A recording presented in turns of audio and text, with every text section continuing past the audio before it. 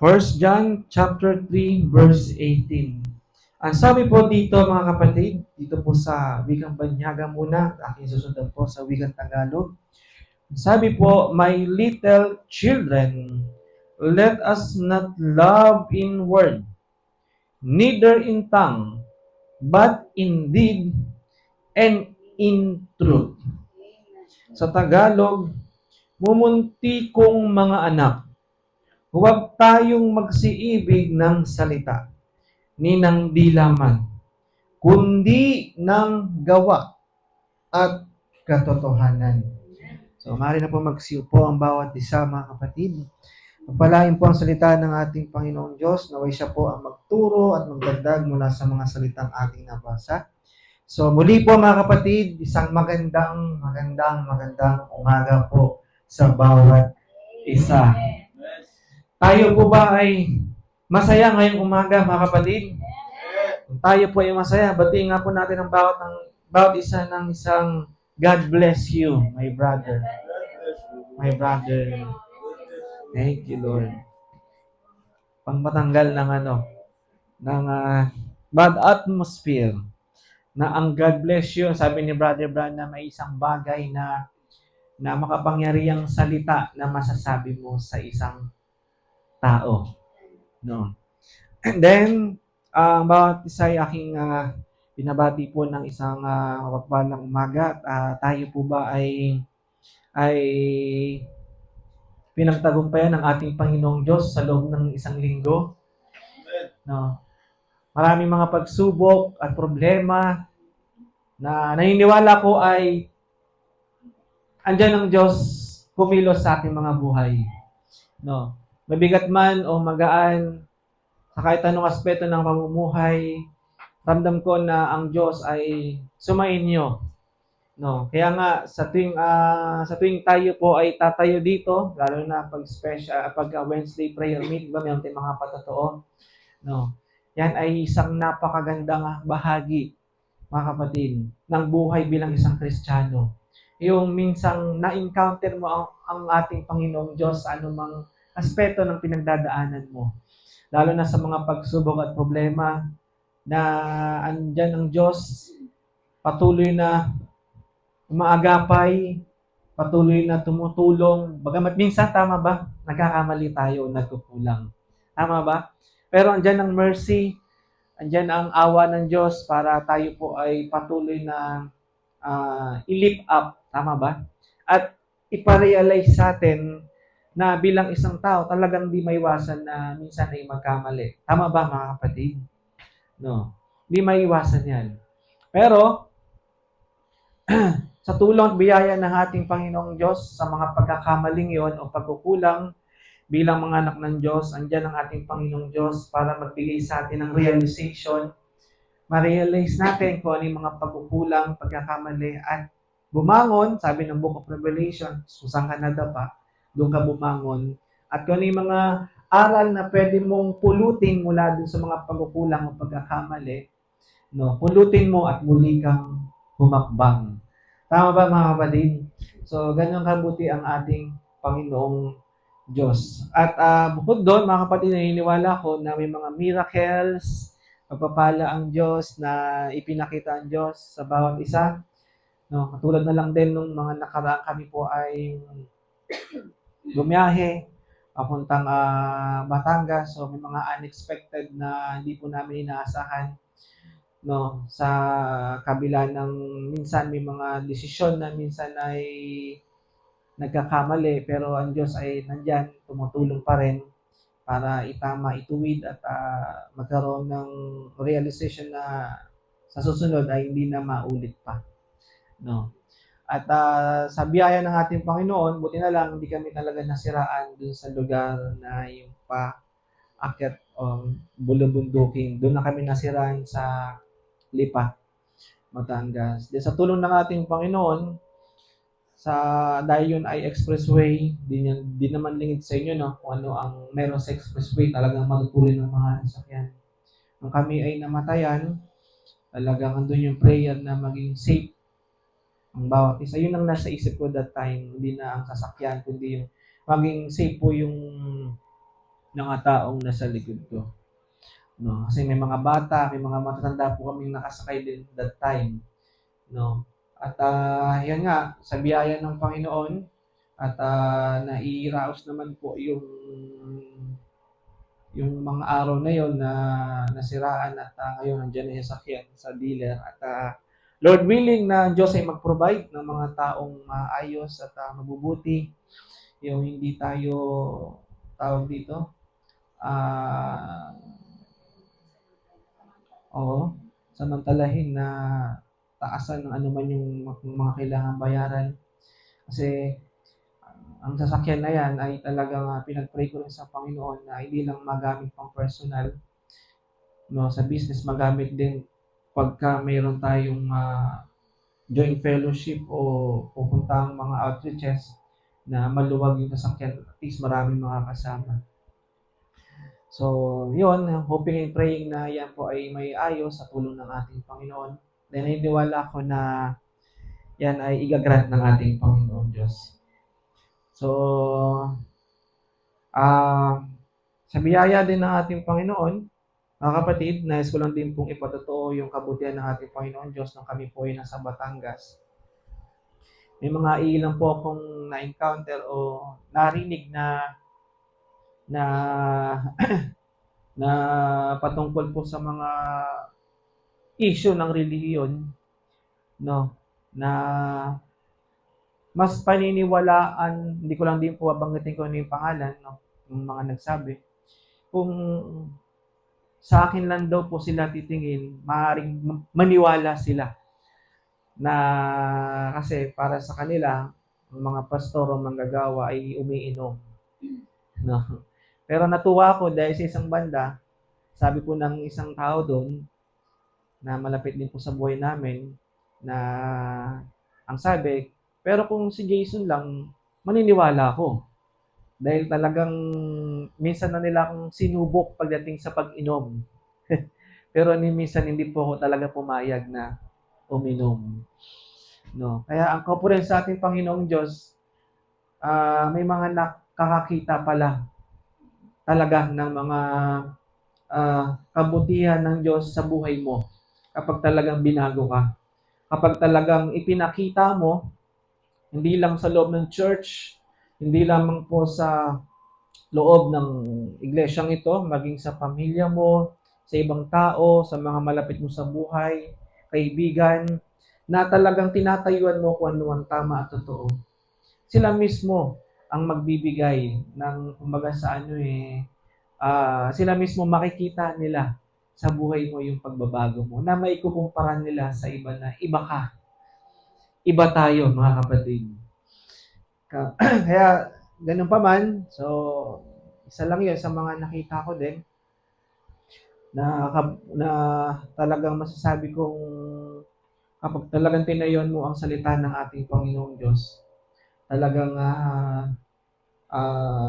magliliwanag ka sa mga taong makakasalamuha mo.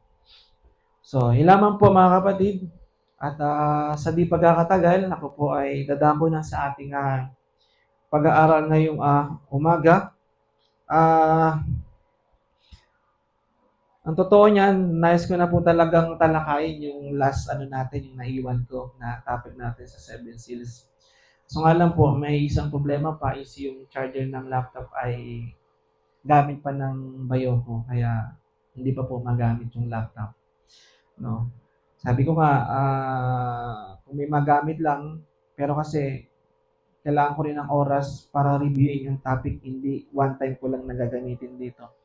Pero kung wala pa man din talaga, plano ko sa tulong ng ating Panginoon is bumili na lang sa online ng charger. Kaya pag-pray natin na na ang Diyos ay mag-provide din para po ma-play ko na dyan yung mga exciting teaching doctrine na kasi naman na yung latag. So isa rin yung sabili ng matanda sa iglesia na makapaglatag ng mga mabibigat at pangkaing talaga, matitigas at rapturing faith na doctrine. Kasi yun talaga ang pagkain ng nobya o ng bride. Bagamat kung mapapansin nyo, ang Bible, Mga kapatid, no, ang Bible, hindi lahat ng nasusulat sa Bible ay para sa atin. Alam niyo ba yung mga kapatid? May mga pagkain doon na pampatisod, sabi ng Bible. Na doon sila natitisod para ano? Para ma-fulfill kung ano yung nakita na sa kanila ng ating Panginoong Diyos before the foundation of the world na nakatalaga para sa damnation o sa kahatulan. No? At may mga pagkain din doon na mga mabababaw, mga kapatid na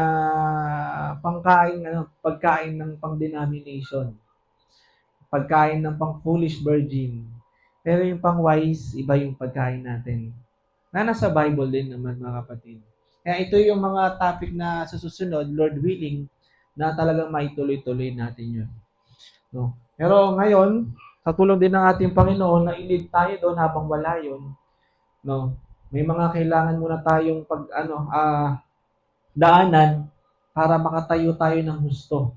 Kumbaga sa pagtayo ng bahay, kailangan mo nang itayo yung mga iilang foundation para talagang nakatayo.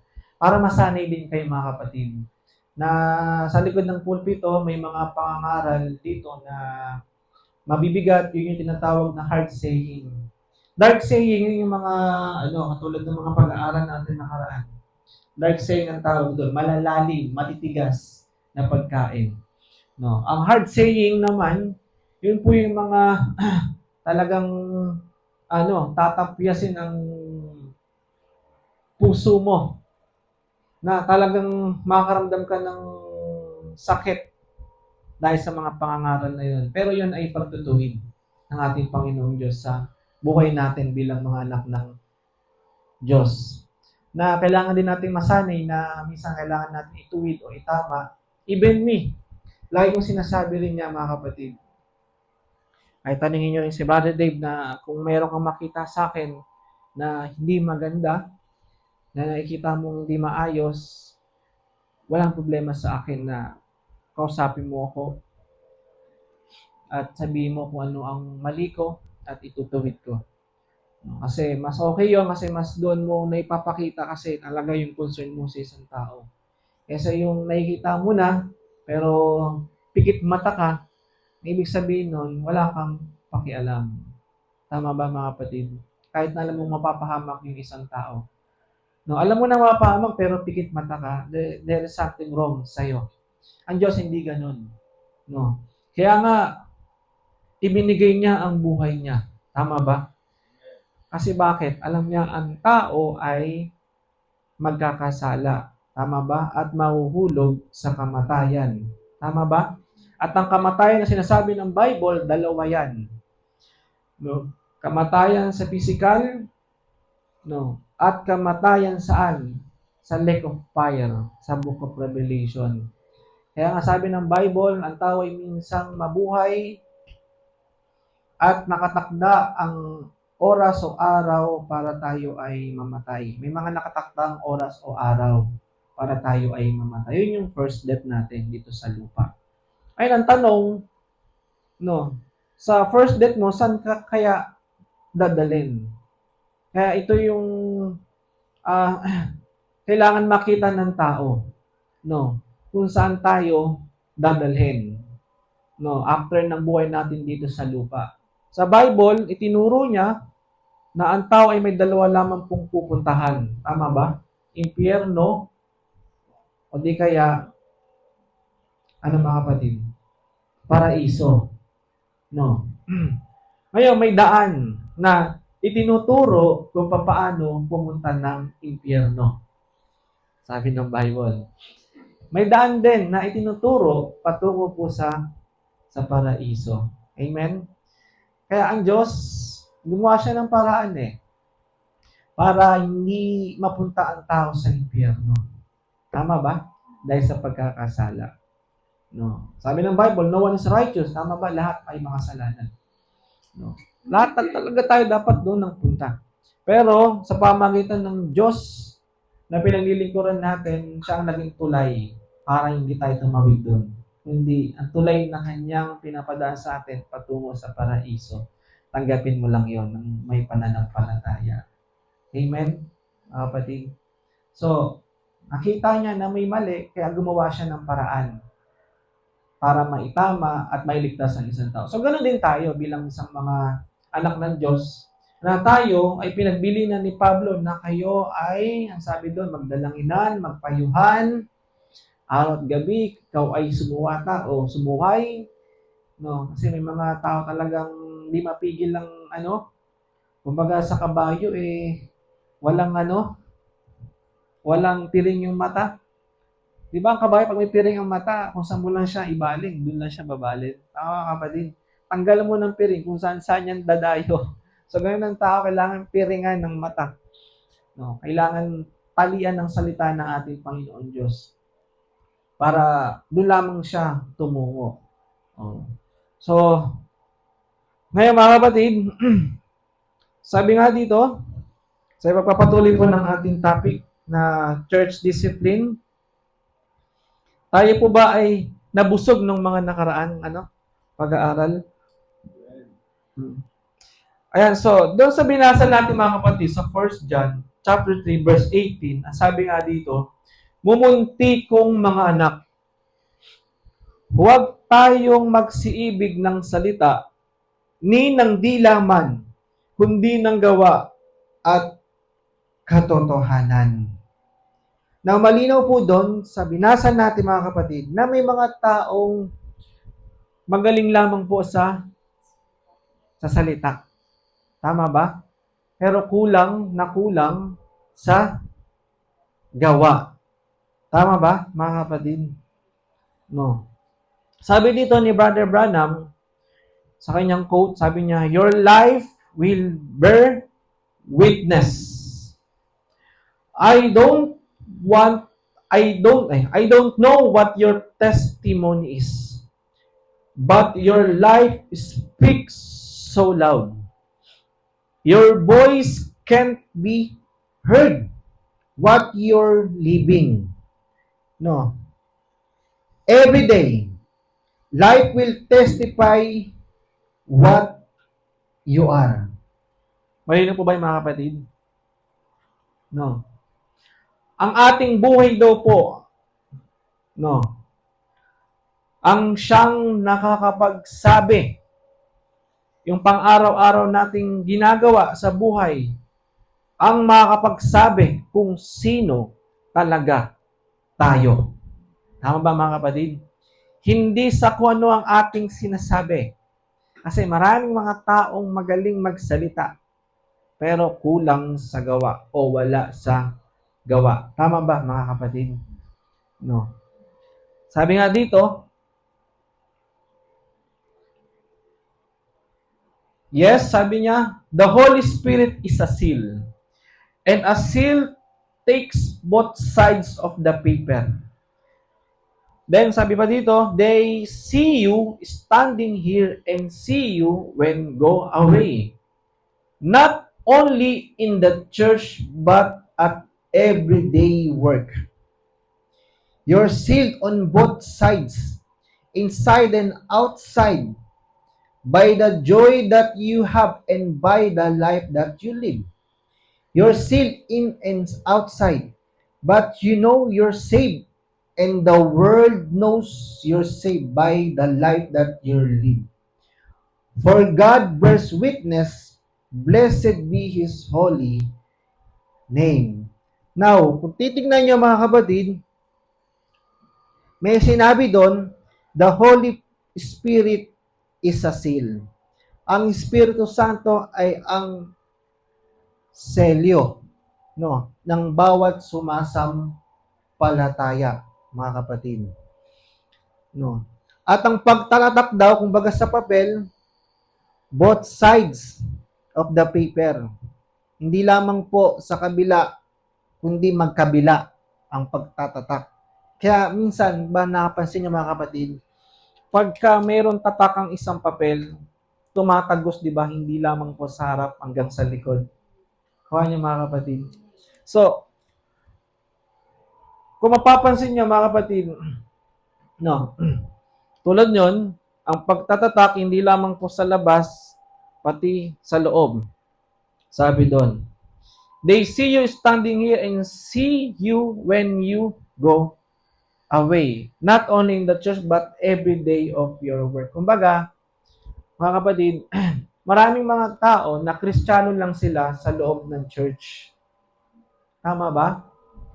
No. Makikita mo lang sila ng pagiging isang Kristiyano kapag nasa loob ng church. At napakaraming ganyang mga churches na makikitaan mo ang member na makikitaan lang sila ng kaayusan kapag nasa loob lamang po ng church. Ngayon ang tanong, no, kamusta sila kapag nasa labas na sila ng kanilang mga iglesia?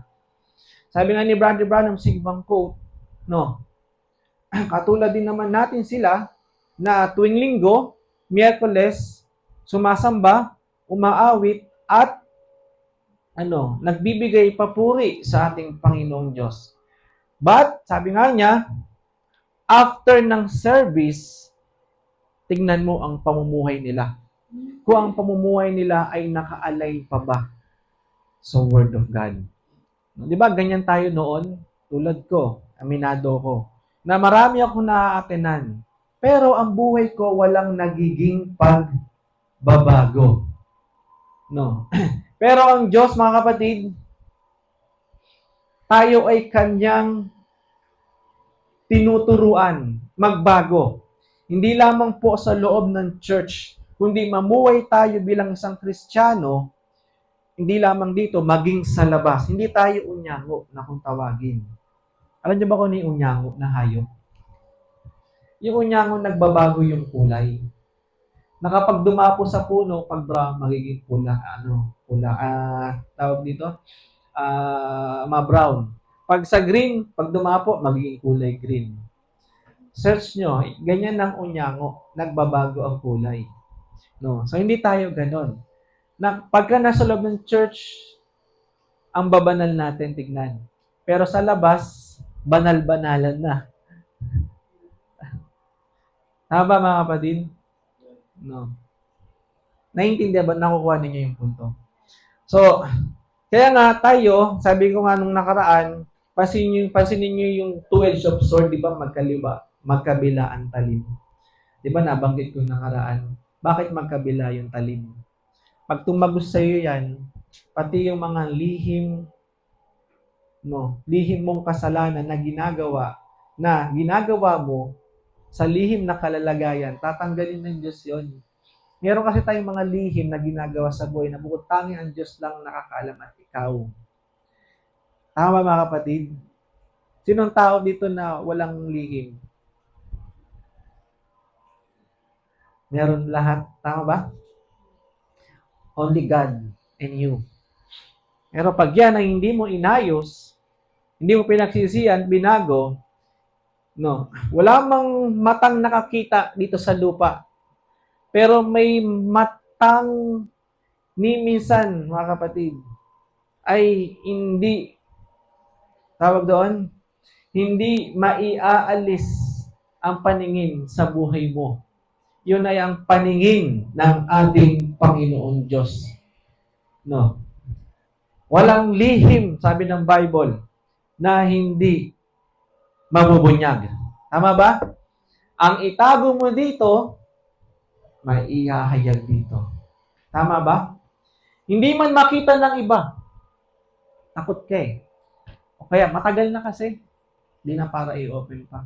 Pero maaaring pwedeng mangyari, maulit yung bagay na yon kung hindi solid ang puso mo sa Panginoon Diyos. No. Kailangan maging solid yung pananampalataya mo sa Diyos para hindi na maulit to. Iluhod mo sa Kanya, hingi mo ng kapatawaran, at make sure na hindi mo na uulitin pa. O kapag yan, naihayag, o pag yan ay inulit mo pa, at may mga nakaalam na ibang tao, yan ay yung tinatawag natin sa church order na hayagan ng susolusyonan. Kaya meron tayong lihim na sinusolusyonan ng problema. Alam niyo ba mga kapatid? Sa Bride of the Lord Jesus Christ, mayroong hayagang problema na inaayos at lihim na inaayos. Yung lihim na inaayos, mga kapatid, Yung bukod tangi ikaw lang nakakaalam, marahil ito, halimbawa lang, example, nangalun niya, ay bilang sa mag-asawa, nangalun niya yung lalaki. Bukod tangi nakakaalam lang ng issue, yung lalaki at yung naging third party at yung asawa mo. No. So, kapag walang ibang nakakaalam, pwedeng solusyonan yun ng pastor ng lihim. Hindi na kailangan pang ihayag sa lahat. O sa church, pwede na solusyonan yun. Nang walang ibang nakakaalam, hindi kayo lang. Kasi tinitingnan din ng pastor, o ng elder, yung kapasidad ng kanilang church, kasi meron din mga mahihina ang pananampalataya, baka matisod. Baka hindi na mag-church dahil nakakitaan ng pagkakamali yung kanilang, halimbawa, kapatiran, lalo na higit yung manggagawa na ginagamit. Kaya kung mapapansin nyo, may mga manggagawa na minsan magugulat na lang kayo, hindi mo na pinapatayo.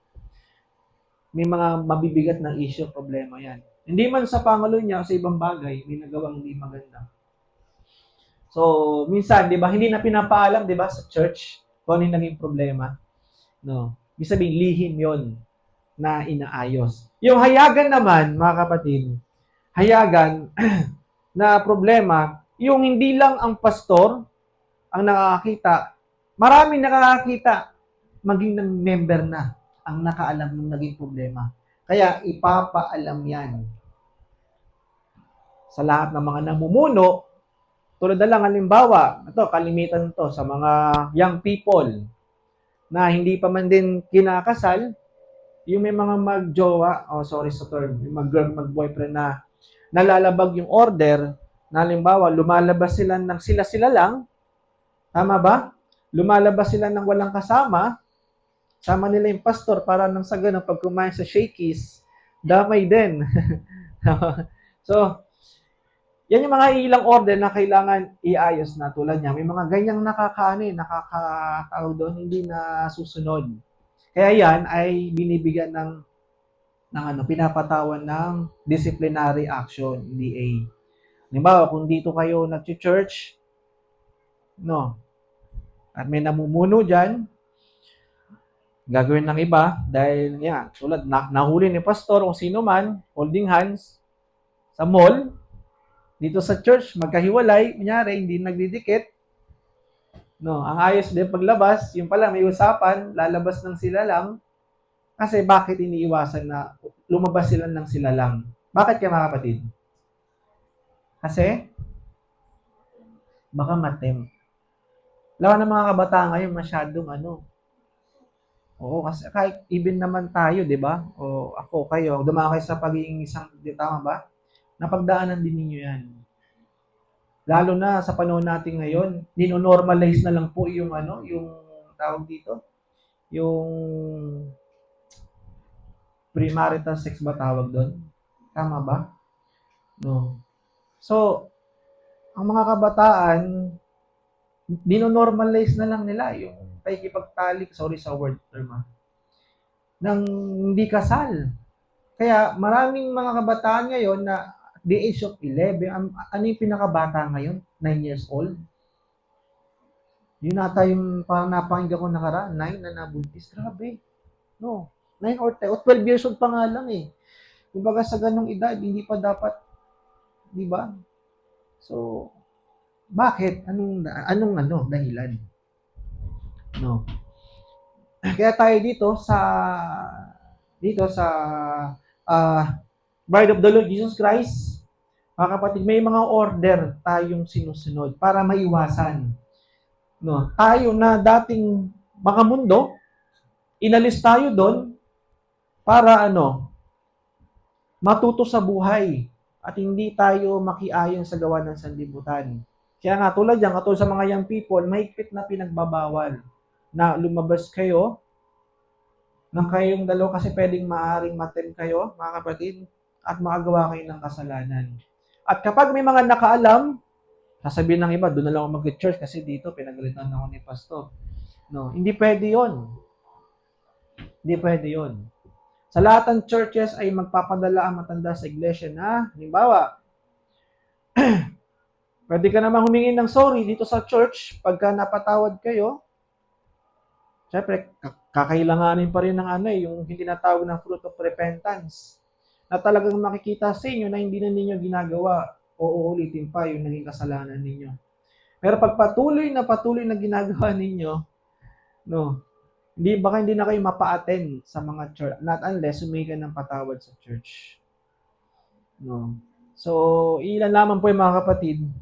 Kaya nga, katulad ng mga ganong bagay ay itinuturo sa atin para maging maayos tayo. Tandaan natin, sabi ng mga pag-aaral natin nakaraan, mga kapatid, no, the judgment begin in the house of God.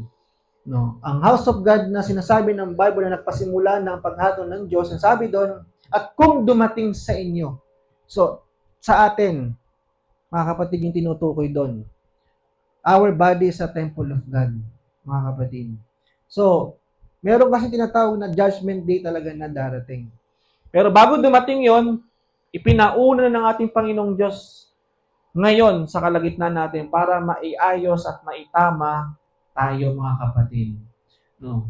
Kaya nga, sa higpit lang, sa dami ng order para maitama, maiayos ang lakad natin, sa dinami-dami ng reliyon na punta ko, ito yung bukod tanging napakaraming order at napakahigpit, mga kapatid. Higpit. No. Medyo maluwag pa nga ako sa inyo kung totoo si mga kapatid. Pero katulad ng napakinggan natin kanina, meron deacon ang church kung tutuusin, na dito wala pa tayong deacon. Na si deacon, talaga masasabi mong lahat ng order para may isaayos ang church, lalo na sa mga ilang bagay na minsan nalalabag natin, ay talagang sisitahin niya yan. Bawal din yung maingay, yung mga bata na tatakbuhan, siya yung taga-sita. Kaya pasin nyo sa Victoria Tarlac, meron mga nakatayo sa unahan. Mga deacon yun. Pag nasita ka, nakitaan ka ng sisitahin ka talaga nila. So, mas okay na yun, nasitahin ka, tama ba? Lalo na kung mali, para rin naman yun sa ikatutuwid natin. Amen? So, ano pa sabi dito? Christianity ain't what you say, it's what you live. Hindi ito yung dahil sa kung ano sinasabi mo. Ito ay yung kung ano ang nagiging pamumuhay mo. Tama ba, mga kapatid? Kasi maraming mga taong magaling sa pananalita, pero ang gawa malayo sa sinasabi.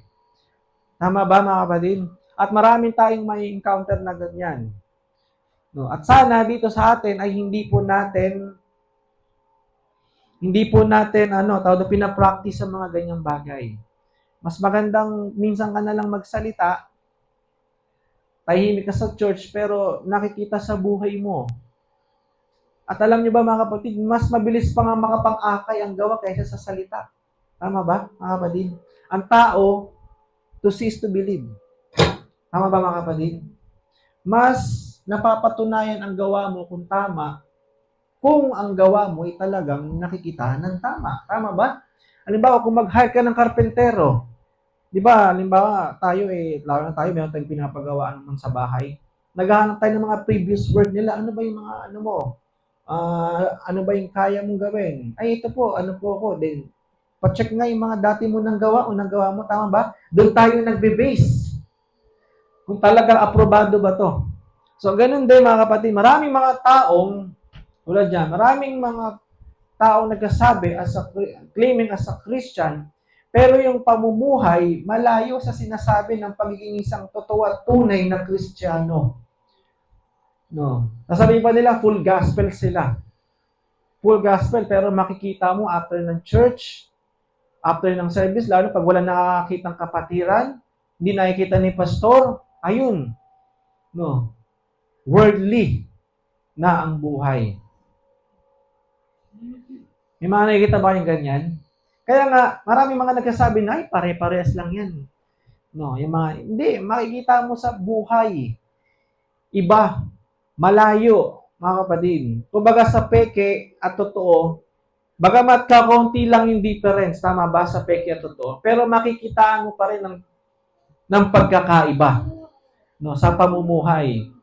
No. Kaya nga, sabi pa nga dito, it's an example. You're the soul of the earth. People are watching you. Totoo yun, mga kapatid.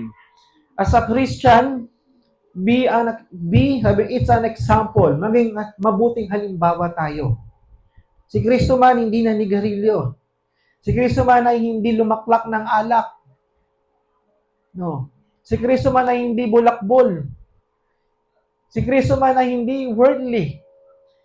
No. Siya ay nakakitaan, mga kapatid, ng kaayusan sa pamumuhay.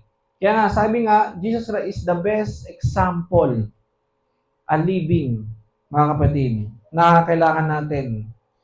Sabi nga dito, you're the salt of the earth, people are, totoo yun. May mga taong nakatingin sa bawat isa. Kaya nga, sabi ng Bible, bagaman sinasabi ng Bible na mapalad ng taong hindi ibinibilang sa kanila ang mga pagkakasala. Totoo yun. No, pero sabi ng Bible, maging maingat kayo dahil may mga taong nakatingin sa paligid natin. Kapag ka binitawan mo ang salitang Kristiyano sa mga tao, asahan mo yan. Ang tao nakatingin sa gawa mo. Pamilya mo, kaibigan mo, no, nanay, tatay mo, mga kapatid mo, no, hindi yan magbe-base sa kung ano sinasabi mo. Magbe-base yan sa kung ano ang ginagawa mo o gawa mo, mga kapatid. Lalo sa panahon natin ngayon. To cease to believe, ang tao mas gusto nila na talagang meron kang napapatunayan o napatunayan na sa gawa bago ka nila paniwalaan. Tama ba? So, ganoon din sa pagiging isang Kristiyano. Maraming mga taong nasa paligid natin na tinitignan yung kakayahan nating mamuhay ng naayon sa tamang katwiran. No. At tandaan nyo, kumbaga, sa isang kumpanya, kung minsan pa nga di ba, sa dinami-dami ng ginawa mo, magkamali ka lang ng isa, nagiging wala nang kwenta ang lahat ng mga nagawa mong kabutihan. Tama ba yun? No. Tingnan nyo, yung mata ng tao. Wala nang kwenta yun. No. So, sa Bible, sa Book of James, alam nyo ba ang sabi ng Bible? Hindi ka man nagnanakaw, pero nagsisinungaling ka, nagiging walang saysay ang lahat ng mga nagiging nasusunod mo. Kumbaga, nagiging walang saysay na yung mga ibang nasusunod mo sa salita ng ating Panginoon. Book of James. Basahin nyo doon, mga kapatid. No. Kaya ang nais ng Diyos yung complete obedience sa kanyang salita. Hindi lamang po yung sinusunod mo yung isang banda, pero yung isang banda hindi mo sinusunod.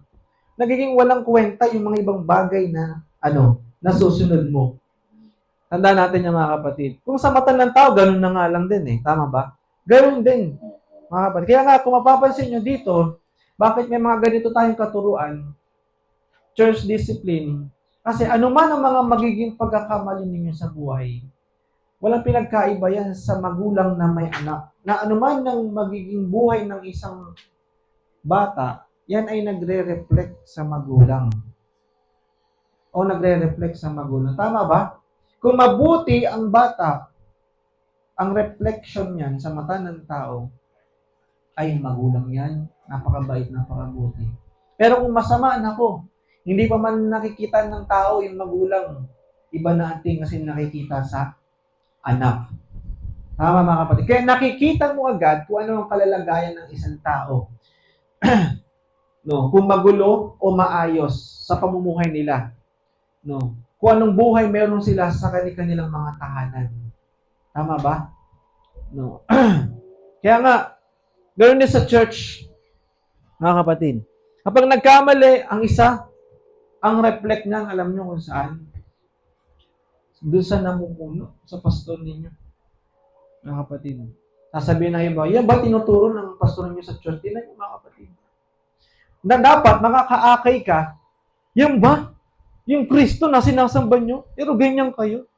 Marami akong mga na-encounter na ganyan. Kawawa yung, katulad na lang, yung nakausap ko one time. No, dito sa Dasma, ang kapunan sa ating Panginoon, may meeting ako kahapon, hindi ako nagkakamali, tama, kahapon. Yung nagawa namin ng ceiling treatment, bumalik kasi magkakaroon sila ng event sa Okada. So, meeting kami. Then nabanggit niya, along the way, nung pag-uusap namin na naglaylo daw siya dun sa church nila. No. So, naitanong ko na kung, kumbaga, sa ano, naisingit ko na. Sabi ko, Brad, kanina, sir, kanina, nabanggit ninyo, naglaylo kayo sa church na meron kayo. Bakit? Anong problema po? Kasi daw, masyado daw siyang nasasakal. Sa paanong paraan po kayo kasi may hawak siya, may hinahawakan siyang ministry. Yun yung sa music. Na ang gustong mangyari ng church na kinakaaniban niya, kung may trabaho ka, on the spot na may gawain, iwanan mo.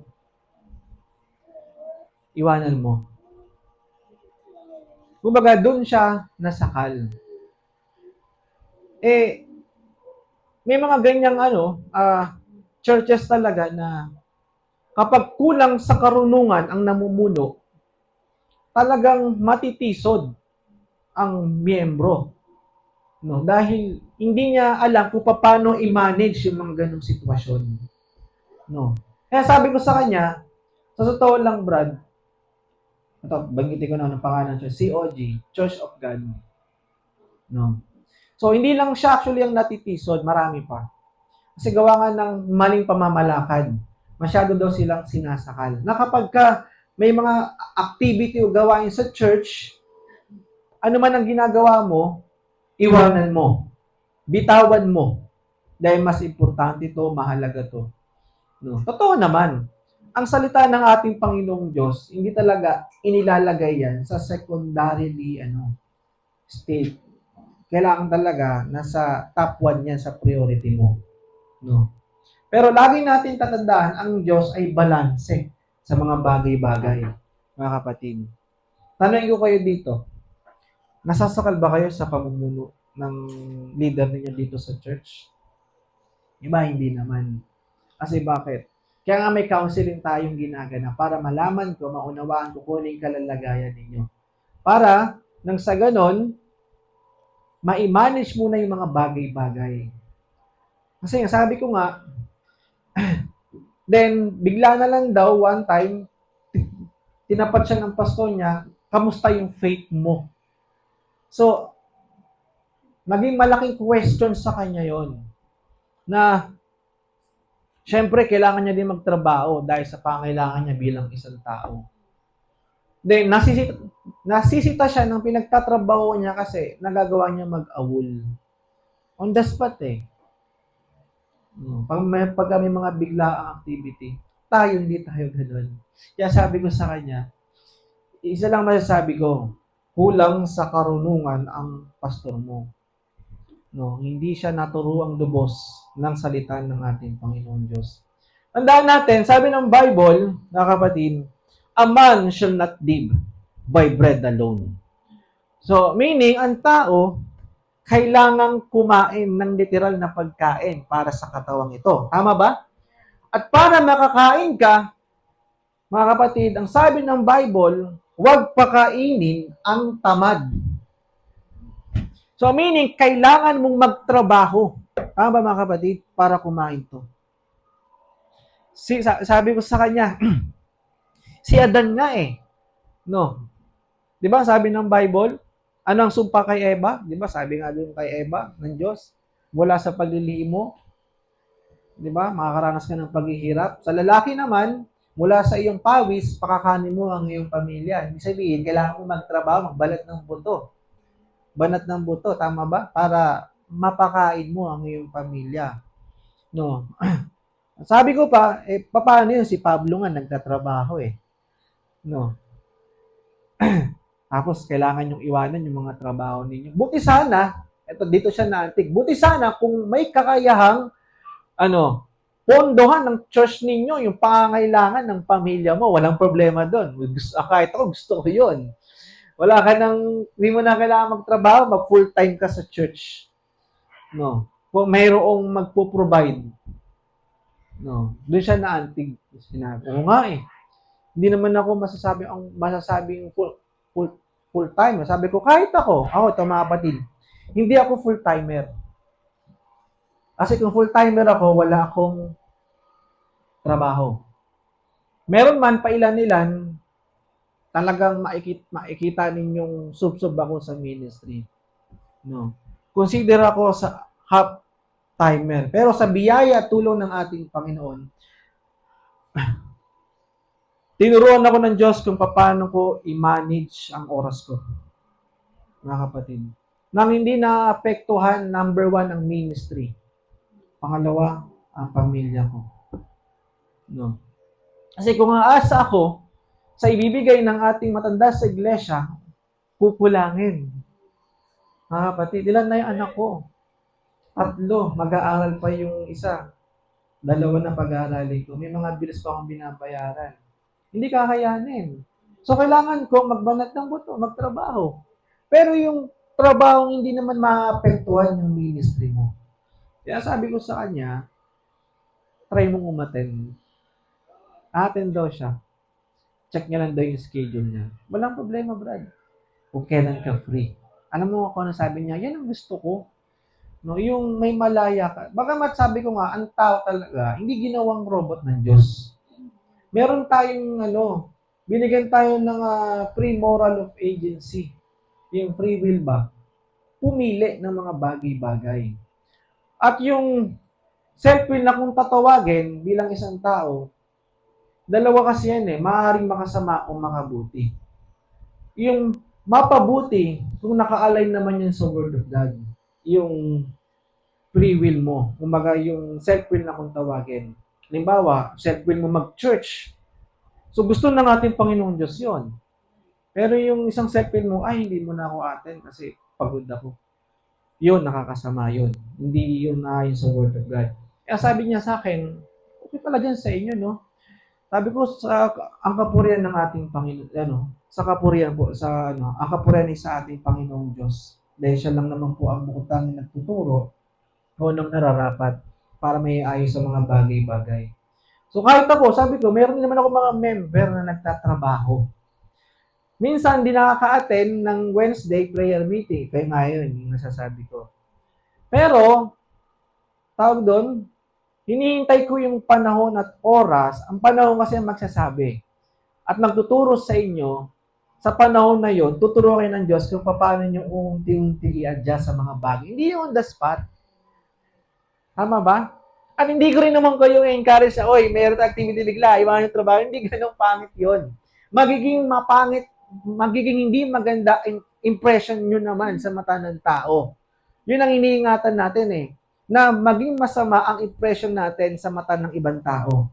Sabi nga ng Bible, maging matuwid kayo, hindi lang sa mata ng Diyos, maging sa mata ng bawat tao.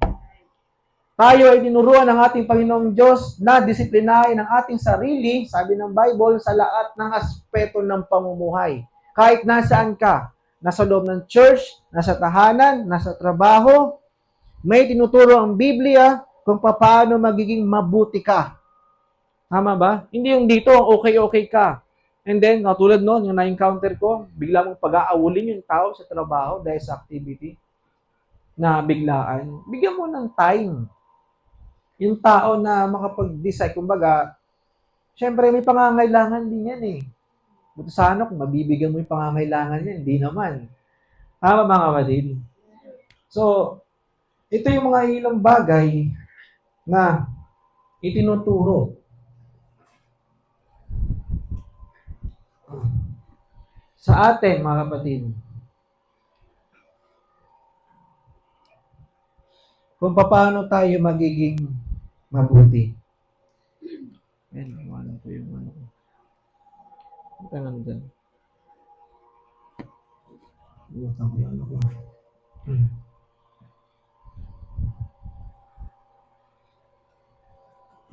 Extension.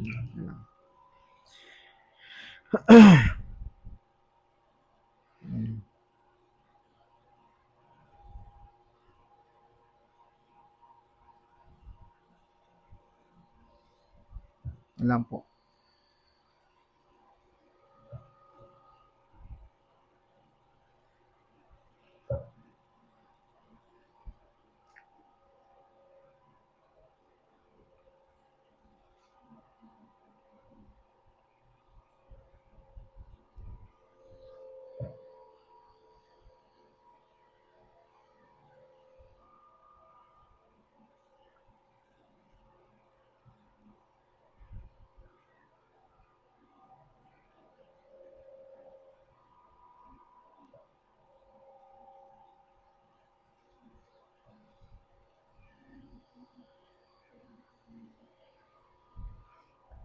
Ayan, so ipapamay niyo mga kapatid at yung topic ko ay malapit na malobat.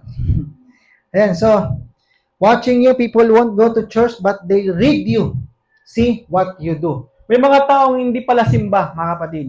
At hindi pala basa, tama ba, ng Bible. Pero dahil sa, ay thank you.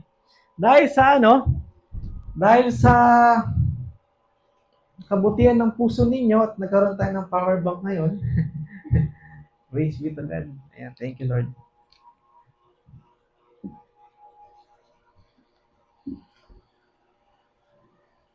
Ano mo to? Ayun.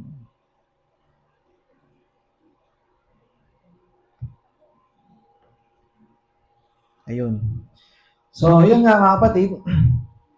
Sabi nga, people are watching you. People won't go to church, but they'll read you. See what you do.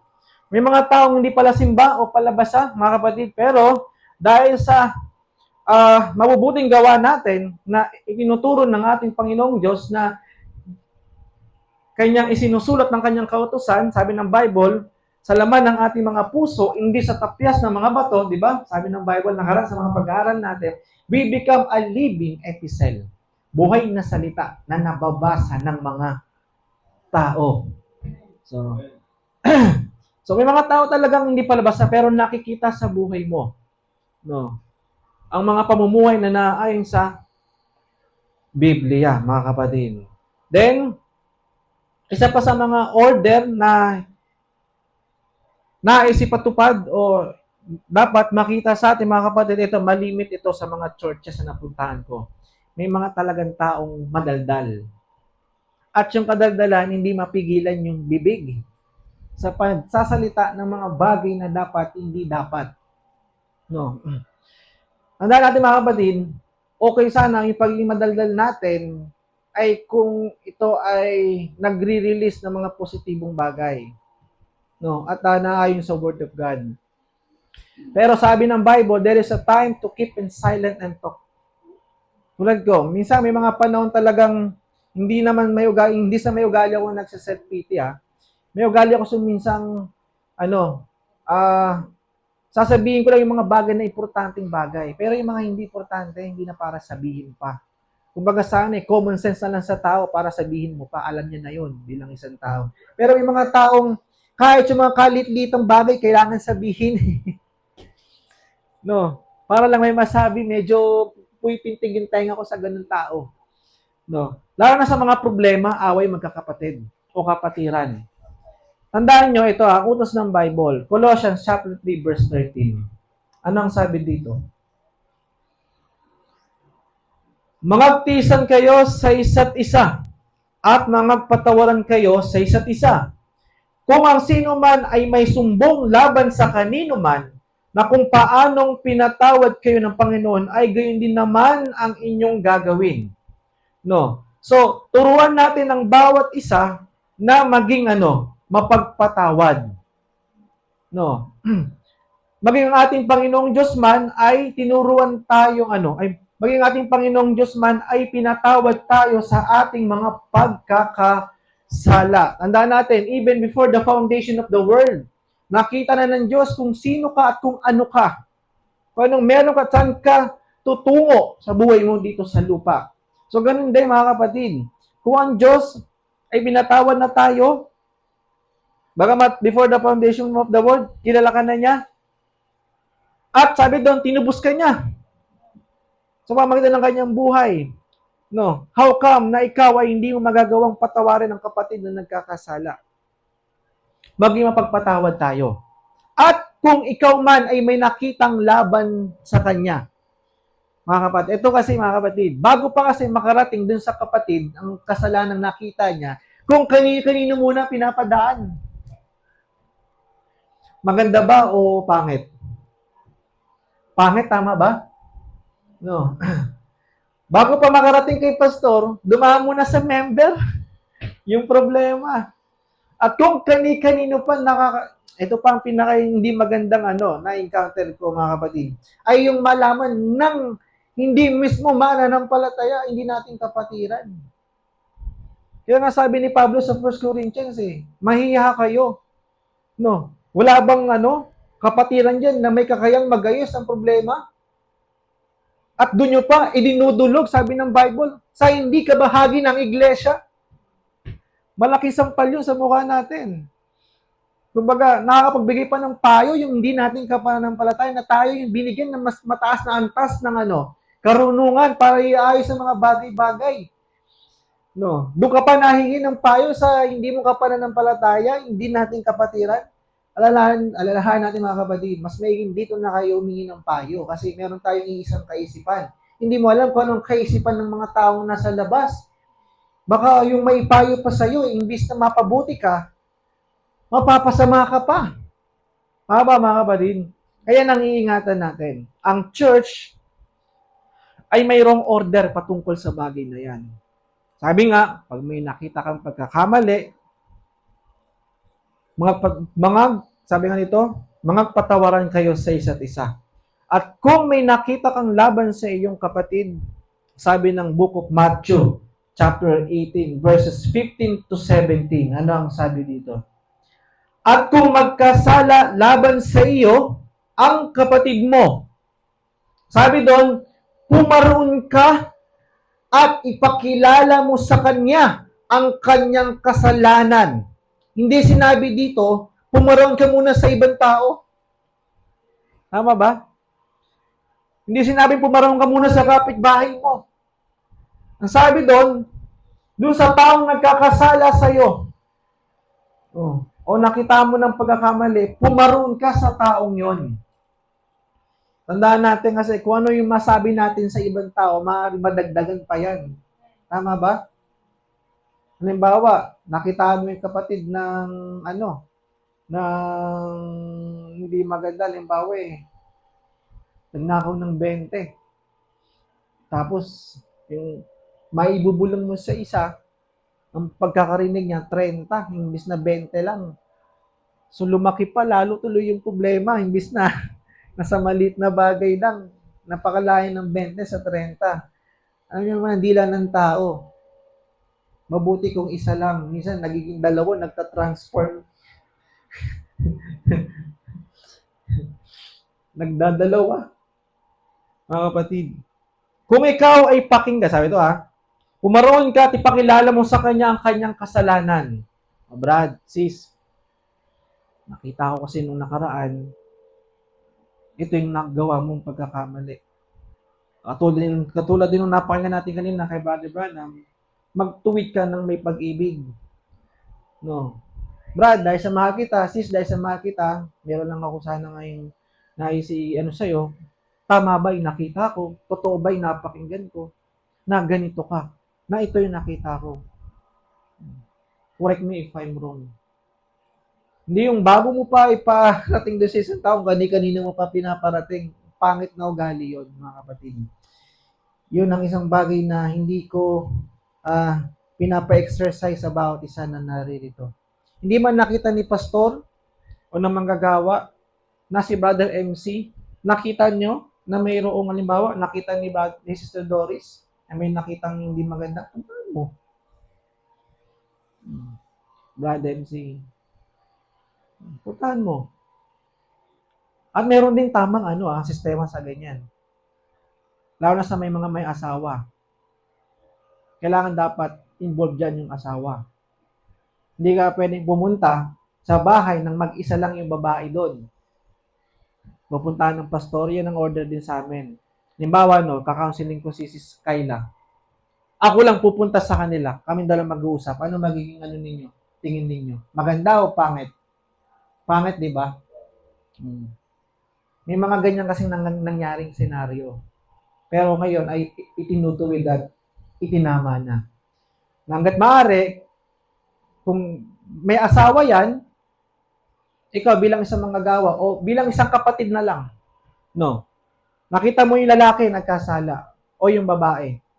Huwag kang pupunta ng bahay na yung babae ay mag-isa lang sa bahay. Dapat may kasama yan. At dahil sa yan ay may asawa, dahil iisa yan, kailangan mo na rin iparating dun sa asawa kung ano yung problema. Tandaan niyo mga kapatid, bagay na yun. O halimbawa, hindi mag-asawa naman, katulad ng ni Sister Kayla, No, nakita ni Brother MC na nagkamali. No, pupuntahan niya si Sister Kyla. Pwede mong isama si Sister Dayan. O di kaya, kailangan may kasama si Sister Kyla. Andun dapat yung nanay. Yun yung tamang pattern ng pagtutuwid.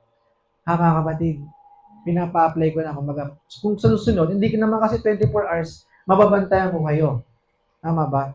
Kayo mismo, kumilos o gumawa ng paraan, makita ninyong may nagkamali. Kaya nga, pansin nyo mga kapatid, last, hindi ko pinapahintulot na si Brother Dave, na mag-stay ng bahay nang wala ako, na sila-sila lang. Kasi pangit tignan. Tama ba mga kapatid? Na may lalaki sa bahay na sila-sila lang. Ano magiging bagamat hindi tayo nag-iisip ng din, pero may mga taong malikot ang pag-iisip na hindi pa kayang kontrolin. Tama ba? Lalo ng mga taong nasa labas, kapitbahay, o kaya ng pamilya niya, pamilya ko na hindi naman natin kapananampalataya. Bagamat hindi naman natin pinag-iisip pa si Brother Dave ng ganon. Pero ang paano ibang tao? Tama ba? Hindi natin kontrol hawak ang isipin ng ibang tao. Kaya hanggat maaari, kinokontrol natin. Inaayos natin. Para hindi makapag-isip ng hindi maganda yung ibang tao. Kasi pananagutan mo rin. Sabi ng Bible, mag-isip ka nga lang sa isang babae o lalaki. Kung babae, mag-isip ka sa lalaki na may panganasa. Isip pa lang yun, ha? Wala pa yung act, nagkakasala na.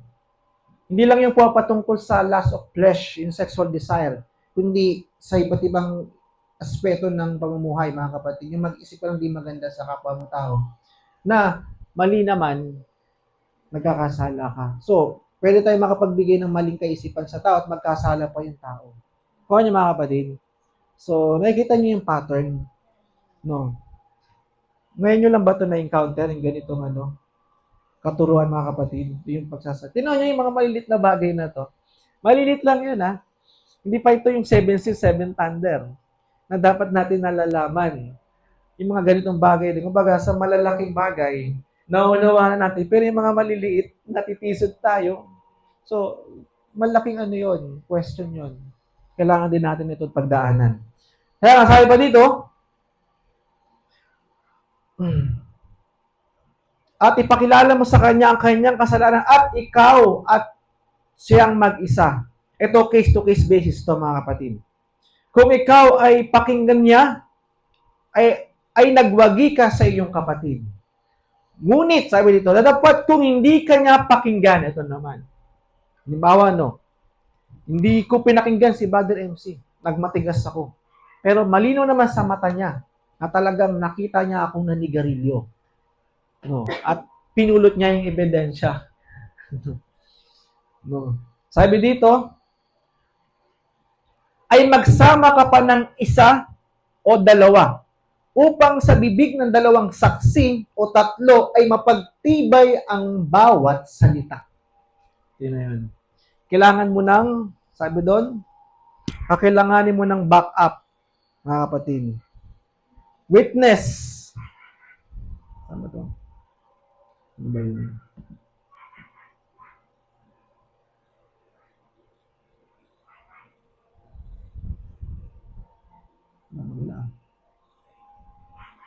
Witness, mga kapatid, na makapagpatunay doon sa kasalanang ginawa niya. Paano? Halimbawa, nauli ako ni Brother MC Ninigarilyo. Hindi ako kumbaga patuloy ko pa rin itinanggi. Hindi ako nagsigarilyo. Pero kitang-kita ni Brother MC na ninigarilyo ako. Mayroon pang CCTV, may camera pa siyang pinapakita. Kasi, kumbaga sa husgado, kailangan mo ng ebidensya. Tama ba? Evidence makapagpatunay. Meron naman, totoo patunay. Ngayon, hindi ako nakinig.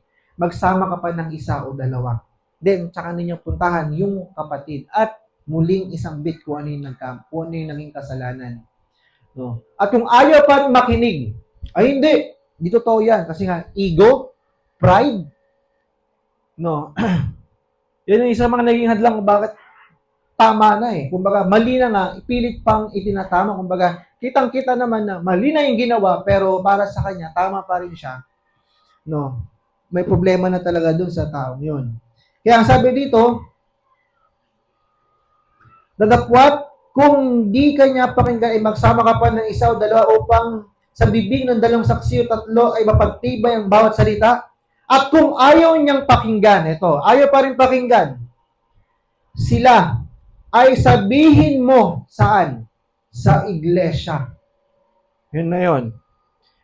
At kung ayaw niya rin niyang pakinggan ang iglesia, ay ipalagay mo siyang tulad sa hintil at maniningil ng buwis. What does it mean, mga kapatid? At sabihin mo sa iglesia, at kung ayaw niyang pakinggan ang iglesia, ay ipalagay mo siyang tulad sa hintil. No, ang hintil kasi matitigas ang ulo. No. Sila yung mga taong ayaw talagang makinig sa katotohanan at maniningil ng buwis, ma-pride. No. Kapag hindi ka nagbayad, hindi, kailangan magbayad.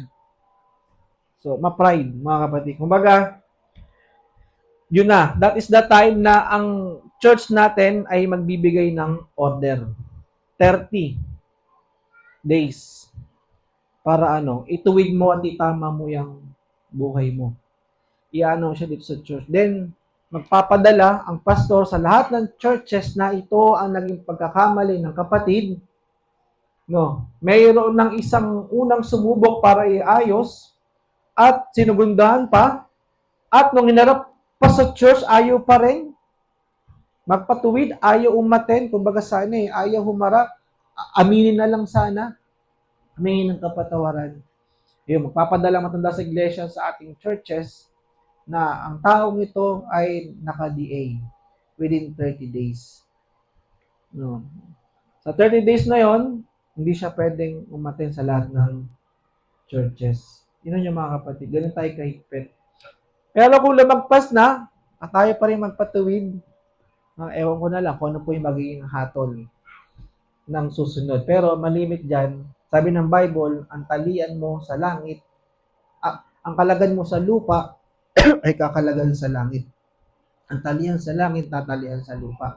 Meron tayong kapangyarihang magkalag. No? Kaya nga meron tayong mga ilang kapatid dito na naka-DA. Na binibigyan ko po ng time of space para ayusin ang mga bagay-bagay kung bakit hindi sila nakaka-attend. May mga pinipilit, sinisikap na umattend, hinayaan ko lang. No. Baka naman may talagang ginagawa sa kanila para may ayos. Hinayaan ko lang. Pero alam naman nila yun sa sarili nila na talagang naka-DA sila. Hindi naman pwede nga dyan na itatakwil mo pa.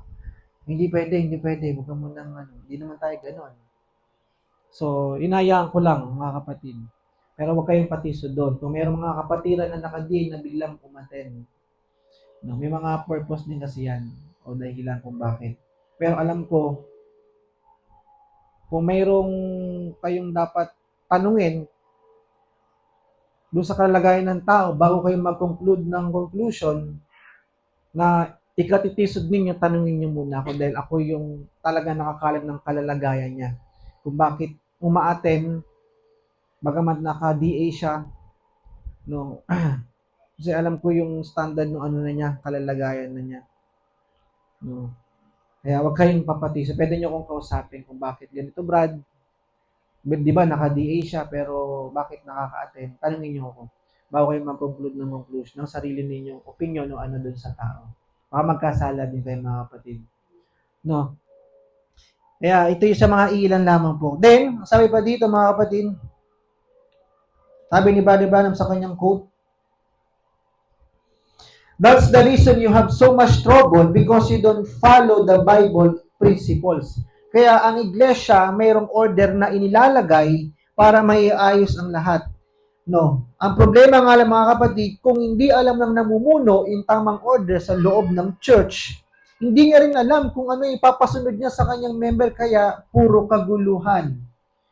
No, kaya katulad na lang kanina nabanggit ko, yung mga simpleng problema o makakitaan tayo ng pagkakamali, mga kapatid, kailangan kinukompronta natin agad yung taong nakakitaan natin ng pagkakamali. At hindi maganda, mga kapatid, halimbawa, kung malaman mo naman o makita mo na may laban sa iyo yung kapatid mo at patuloy kayong nagpapatuloy na nag-church, meron pala kayo samahan ng loob, no? Hindi rin tama yon. Sabi ng Bible, iwanan nyo muna ang dambana. Then, punta mo yung kapatid mo na nagkasala sa'yo. No. Saan natin mababasa? Dito mga kapatid, basahin natin. hindi ko na-note pero ito, basahin nyo na lang.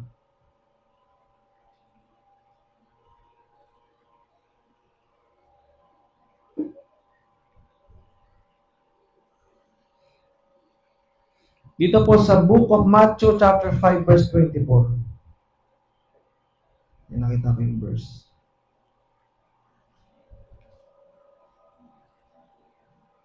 Matthew chapter 5 verse 24. Tama ba? Ito,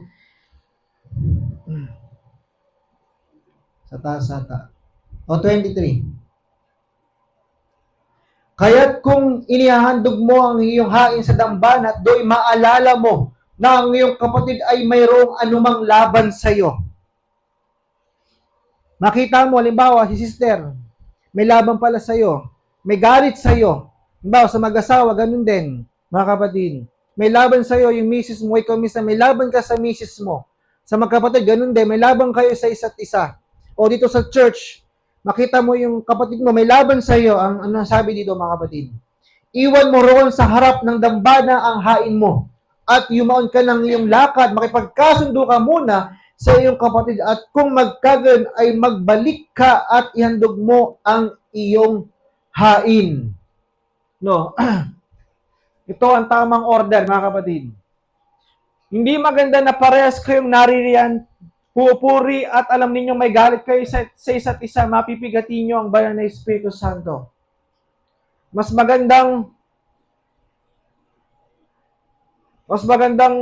wag muna kayong matay ng church hanggat di mo naayos yung problema mo sa kapatiran mo o sa kapatid mo, sa asawa mo, sa kapatiran mo, o sa kapatid mo mismo dito sa kaya sa biological, mga kapatid.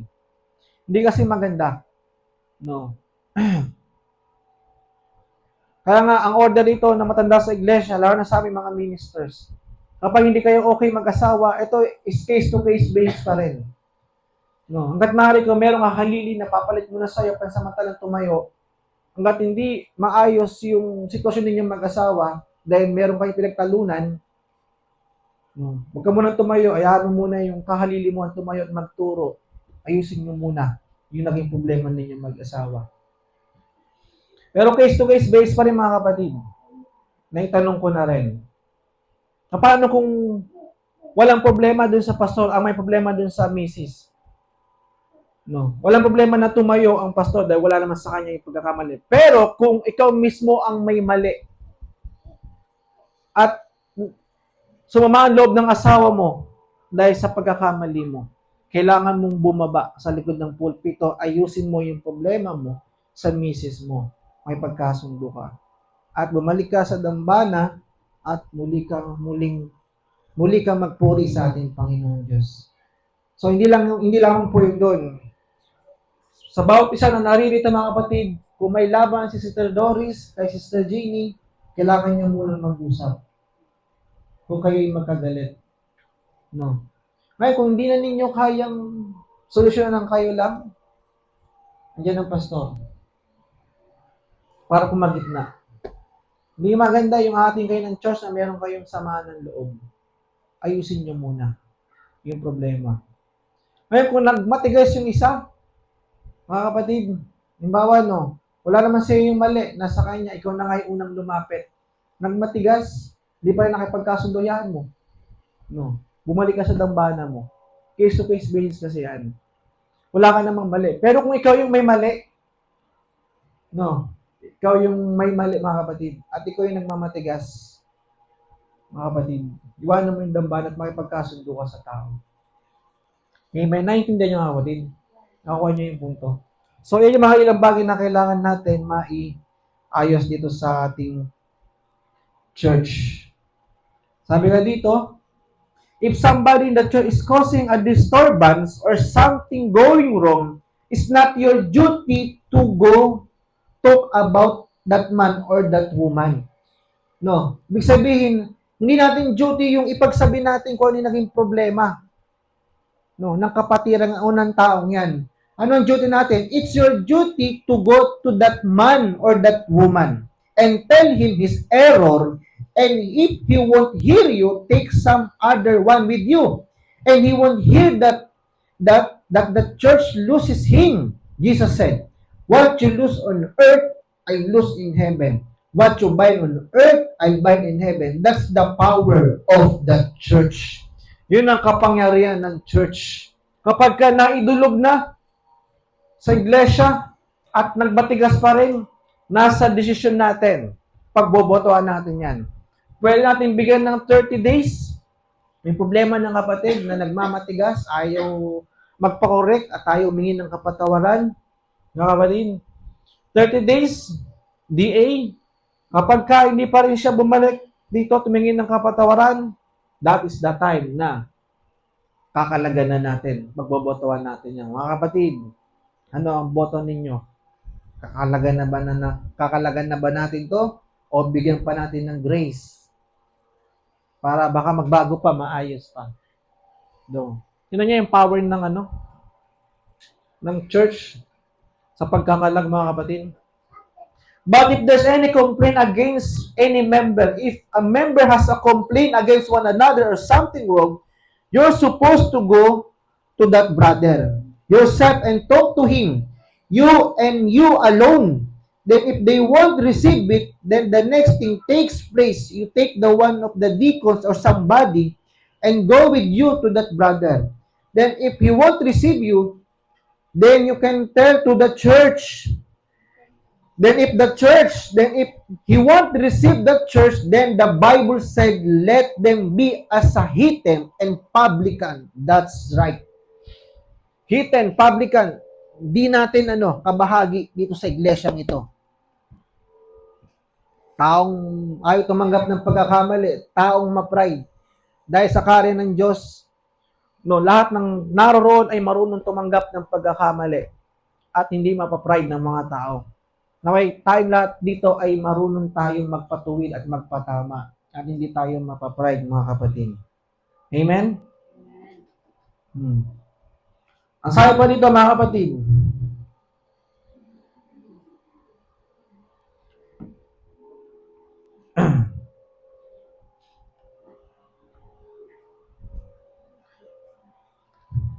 Deuteronomy chapter 31 verse 27. Maga pa pala, no? Ba? Maga pa.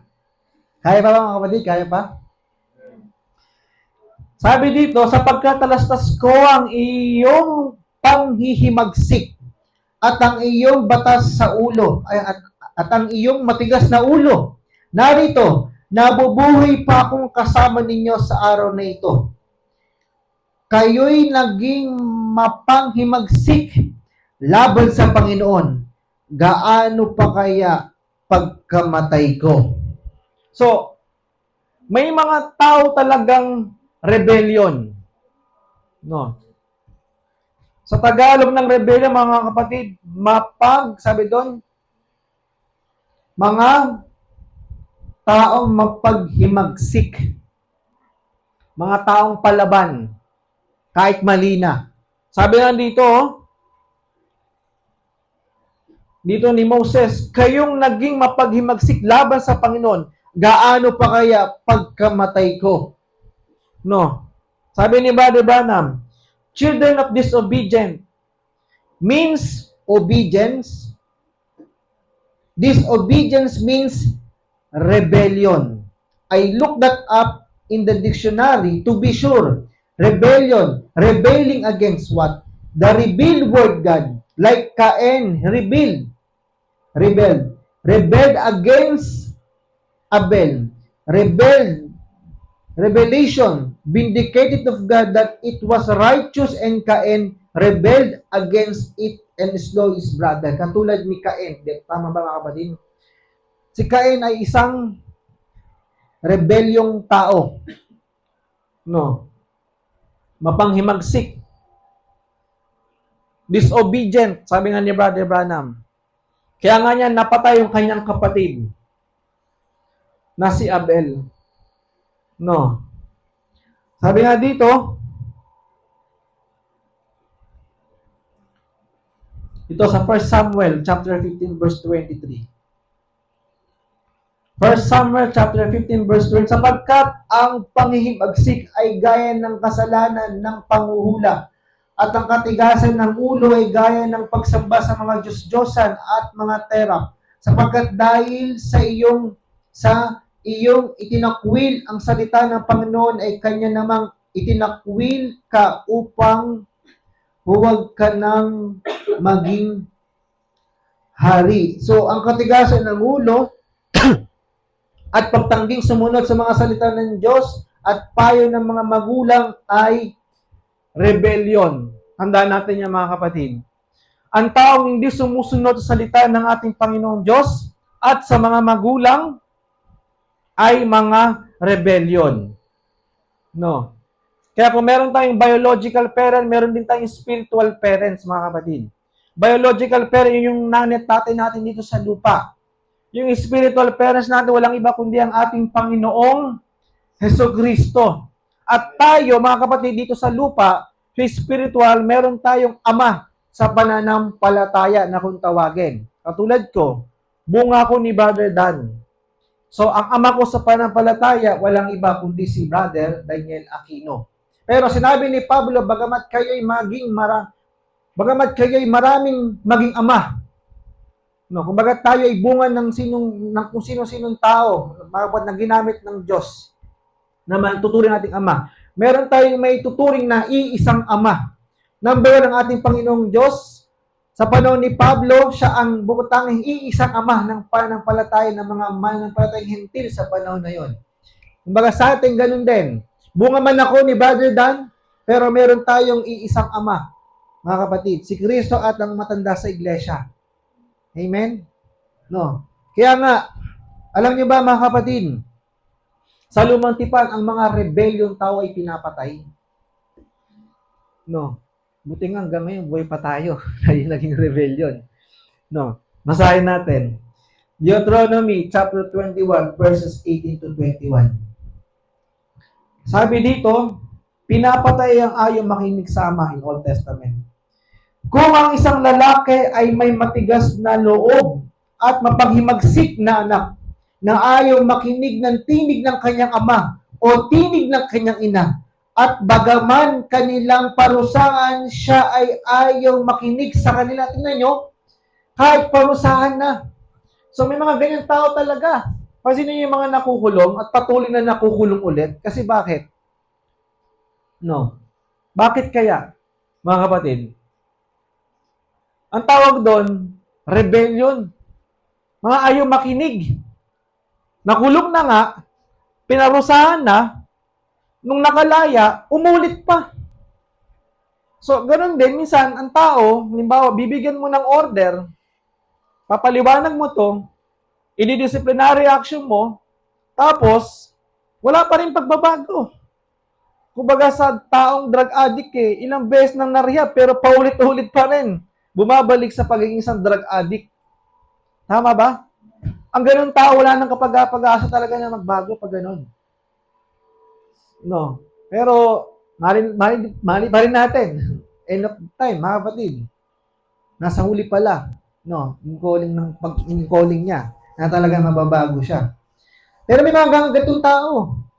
Sabi nga nito,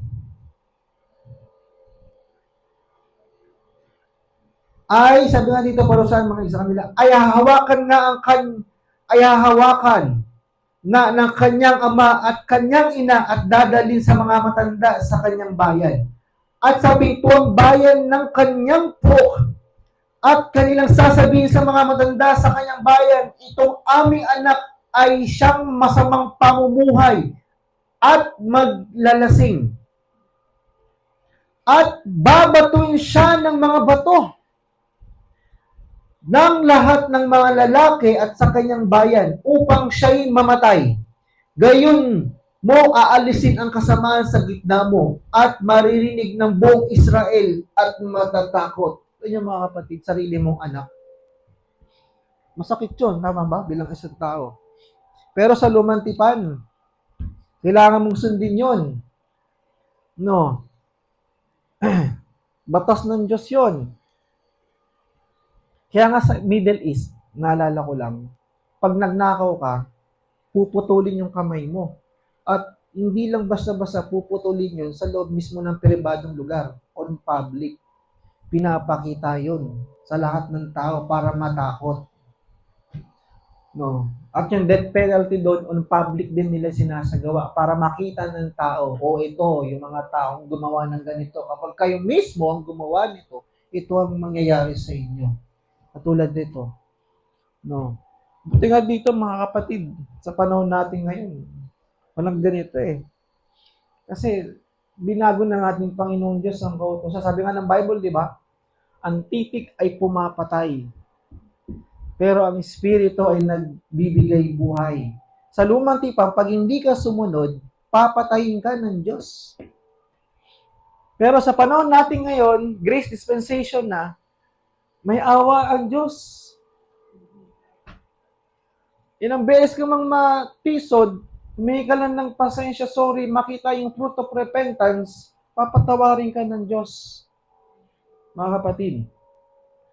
But it doesn't mean, meron kasi sinasabi ang Bible na I die daily. Namamatay tayo araw-araw. Sa paanong paraan?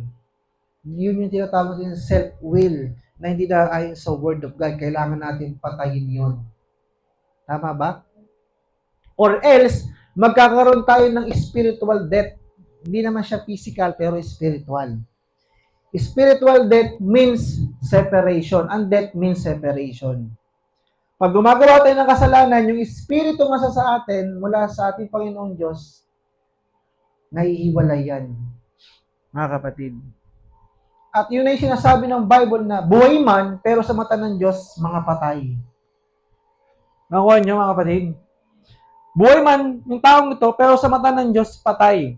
Patay means, death means separation. No, wala sa kanila ang Espiritu Santo na nagbibigay buhay, mga kapatid. Bagamat buhay yan, ang sinasabing buhay, mga kapatid, yung buhay na walang hanggan. No, na yan yung magpapanatili sa atin na mamatay man tayo dito sa lupa, pero sa kabilang buhay, dadali ka ng Espiritu na sa iyo patungo sa buhay na walang hanggan, mga kapatid. Kaya nga sabi dito, so is it today, sabi niya. It's just like, sabi niya, a patient sitting on a doctor doorstep and dies sitting on the doorstep because he's too stubborn to go in to take the medicine the doctors got for him. Exactly. Die on the step of the doctor, sitting out there, and the doctor says, I got the remedy for your ailment, but he's just too stubborn to go and take it. No. That's a dangerous thing. A fellow could die and he could die sitting here. When this, ang sabi dito, 71. Plenty of medicine, they got toxin for it, but he won't take it, mga kapatid.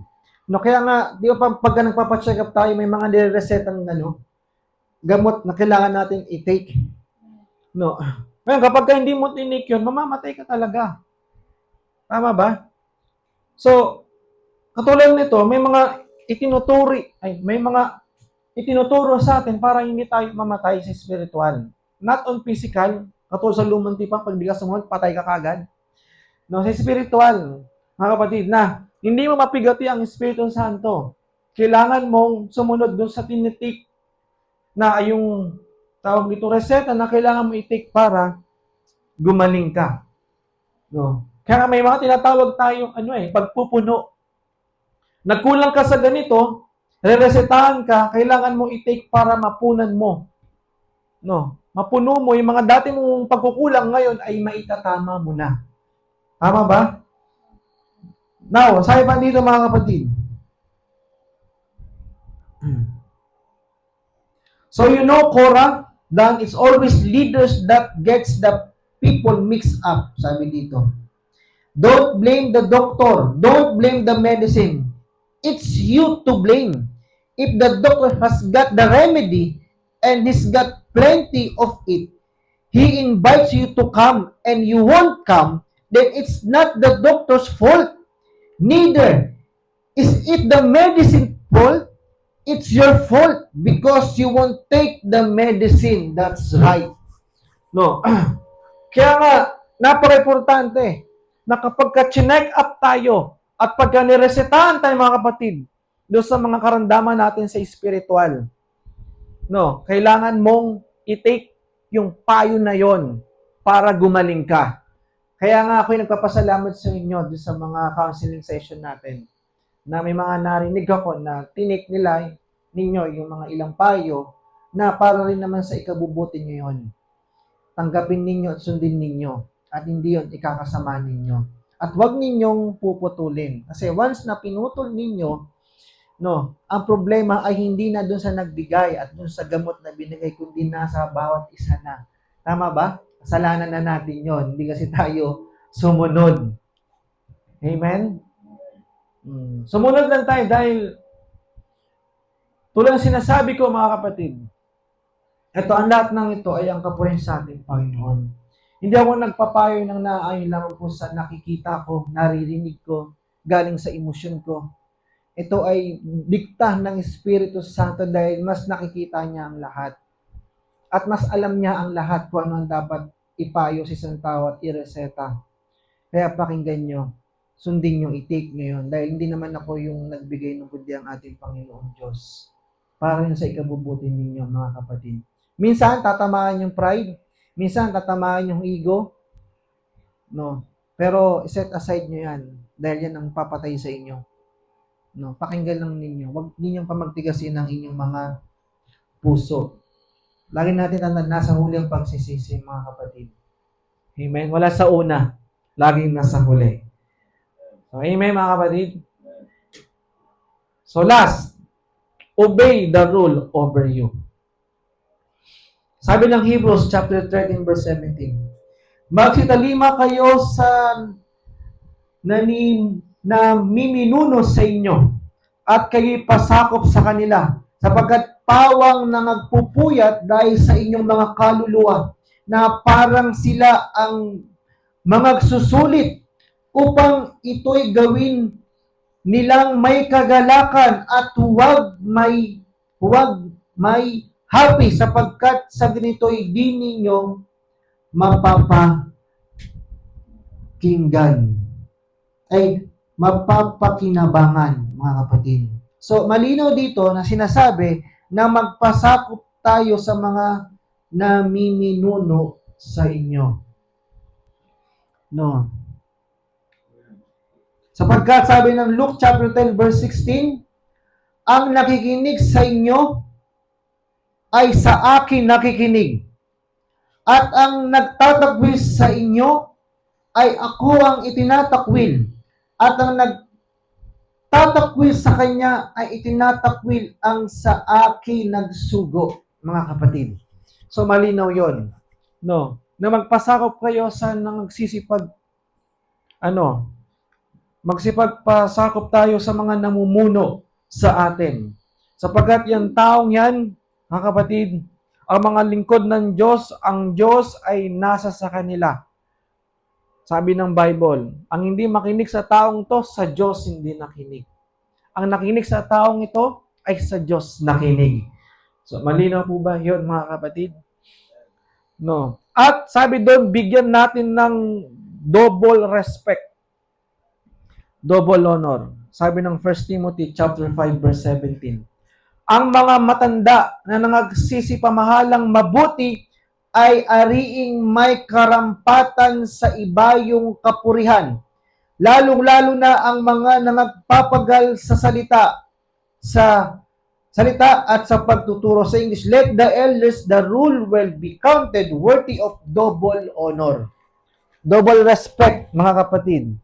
Bigyan natin ng respeto, hindi lang basta respeto, double respect. Kaya nga ang matanda natin sa iglesia, mga kapatid, minsan ako naman naiilang lalo na yung kasama ko siya sa sa Hong Kong tsaka Taiwan. Yung dahil sa first time ko lang siya nakasama ng gano'ng matagal, hindi ko pa gano'n kabisado kung paano ko siya ano ba, paano ko pakikisamahan o ano. Pero ako naman yung taong magalang kumbaga sa kahit papaano hindi laking buo ang pamilya, pero tinuruan din naman akong papaano rumespeto sa mga nakakatanda, mga kapatid. So, ano man yung sabi nga dito, ito ay hindi po galing sa akin o ano, pero ito po ay galing sa salita ng ating Panginoon Diyos. Nabigyan natin ng double respect ang mga elders. No? Elders ng church, mga kapatid. At tandaan natin, ang bawat local churches ay may mga elder. Dahil ang elder ay para sa lahat yan. Meron tayong pinaka-elder sa Bride of the Lord, Jesus Christ. Walang iba kundi si Elder, Celesta Queen. At sa kanyang pamumuno, meron tayong tinatawag na Mother Church, which is yung sa Tarlac. Tama ba? At sa bawal local churches, halimbawa, sa Bulacan, Cavite, Pangasinan. Halimbawa sa Pangasinan, no, andun si Brother Algin, kaya si Brother, ano ba? Isa pa, Toti, Brother Chris.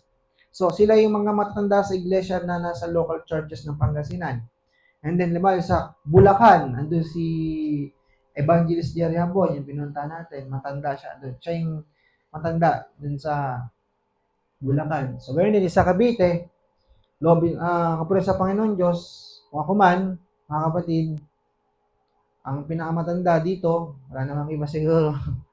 No, bagamat mas matanda kayo sa akin, ang ibig sabihin ng matanda sa iglesia, nagpasimula ng gawain. Siyang nauna, nagsumikap at itatag ang iglesia dito.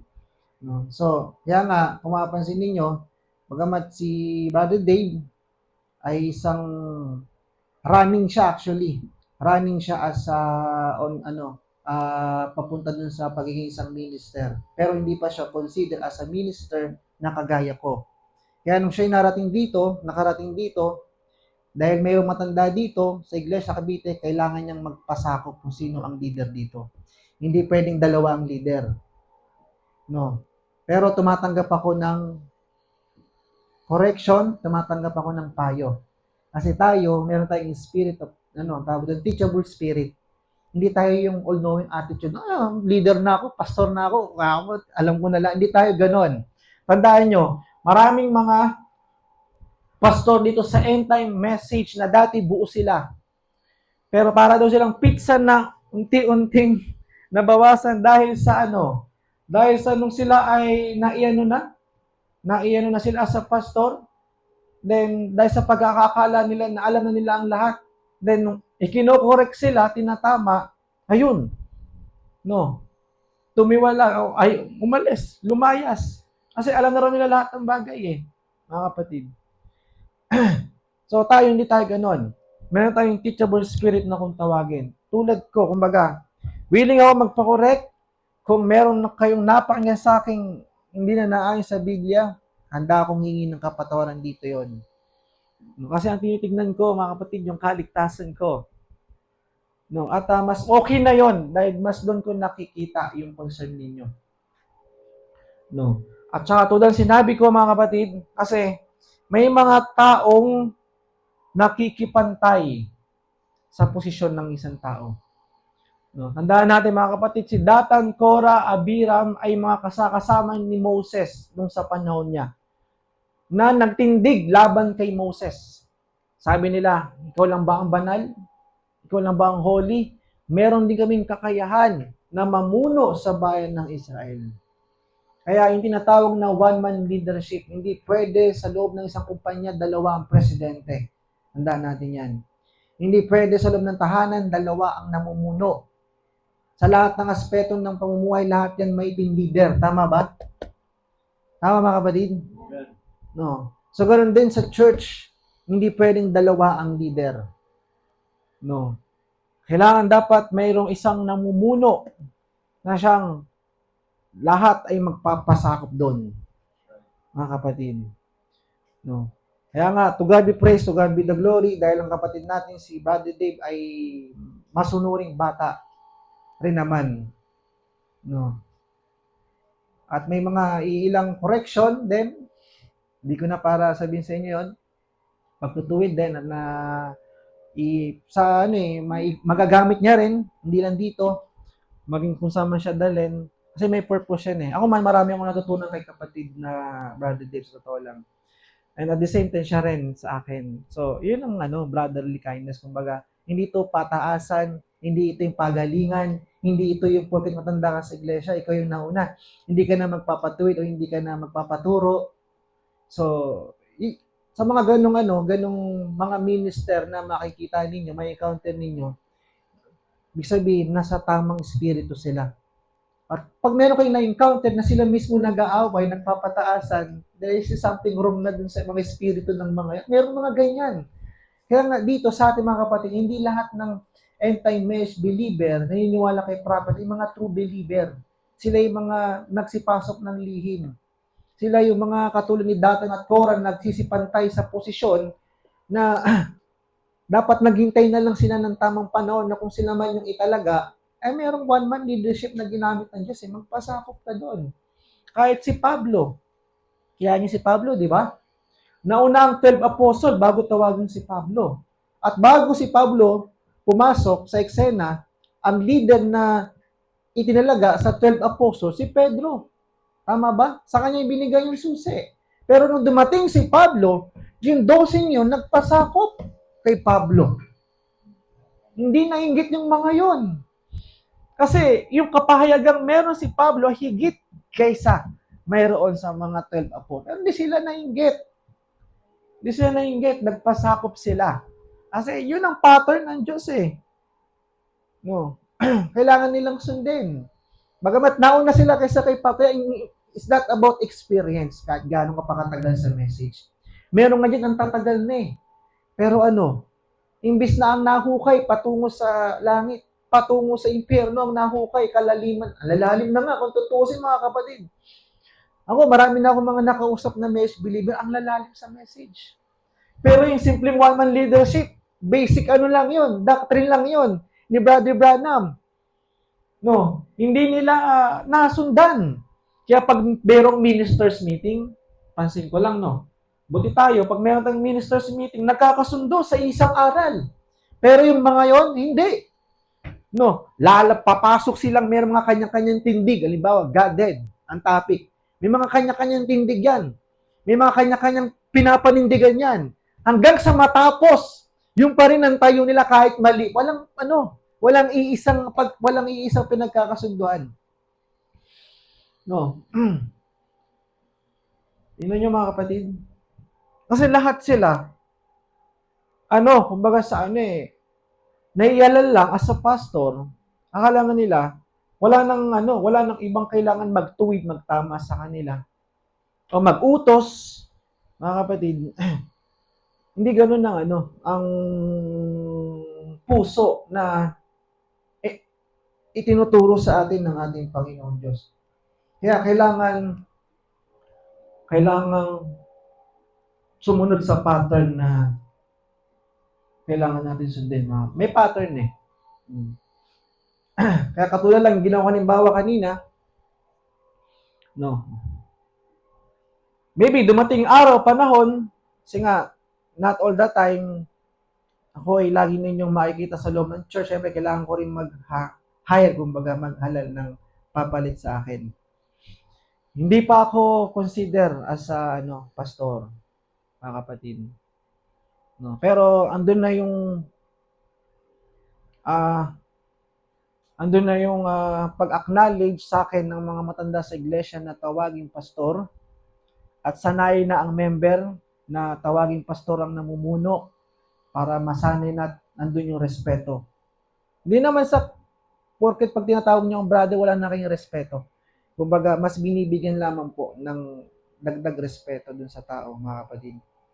Pero hindi ako after, tandaan niyo mga kapatid, hindi ako after sa posisyon. Kahit tawagin niyo ang brother, walang problema.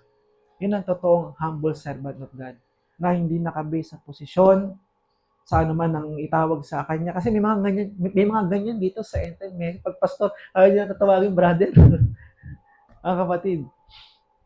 Pero kung tutusin, sa heaven, magkakapatid na lang naman tayo eh. Tama ba? Pero dahil dito sa lupa, nasa lupa tayo, may mga posisyon na ibinigay ang Diyos. Kaya nga, di ba, pagka may mga pulis daw, sabi nga ni Brother Branham, pag may pulis tayong nakakasalubong na naka-uniforme, di ba, sumasalute tayo kasi bakit? Yung nirespeto natin, hindi yung tao, yung posisyon ng isang tao. Tama ba, mga kapatid? Paggalang. No? So, ganun din.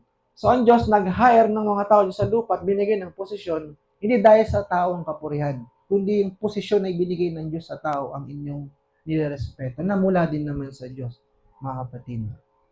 So, yun lamang po, mga kapatid, at yung sinasabi nga doon, na bigyan ng double honor, respect, at huwag makipantay sa namumuno.